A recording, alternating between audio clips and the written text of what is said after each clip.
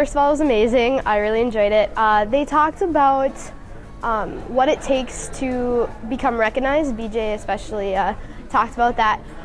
He said that you have to really put yourself out there, work your hardest and show them that you are different from everyone else, that you're unique and that you just have a special factor that sets you apart. Hopefully, each of our stories helped to shape some of the perceptions and some of the expectations that some of these young people have about what is sports journalism. I think today some of the brightest minds in blogging and new media were able to directly connect with these students, and I hope they found it as valuable as I did. The thing that really interested me was the female who was talking, because she was talking about women in sports, and that's really what I want to do. So it was nice to hear that she became successful in her blogging, and since I want to do sports casting and stuff kind of like Erin Andrews in a way, it was nice to hear from her point of view.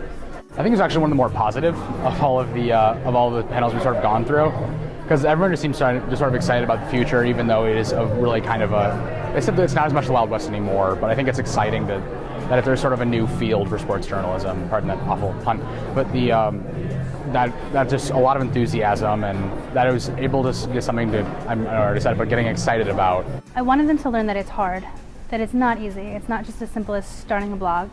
You have to be smart, you have to know what you're talking about, and you have to be prepared when you go into any situation, whether it's television, online, print media. Be prepared is one of the biggest things that they need to take away from this. I learned that being a sports journalist, it's really fun, but at the same time, it's more of a lighter side of the journalism, but it's still something that's people passionate. It's more interactive with the people, like the fans and the journalists, because they get the first look, and then it's a lot of journalists, they just want to get the take on the fans, because it really encompasses the fans and the people who write the news about it. So it's just really fun and interactive, and it's a better way to get your take on what's happening in sports. I hope we didn't scare them.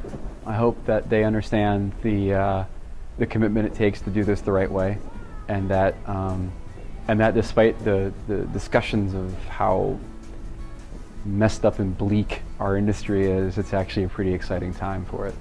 To make sure that I love whatever I'm going to do, because you can tell that the panelists were really passionate about sports and sports journalism, and that they really put their heart into it, and that made me realize to put my heart into whatever I'm going to do.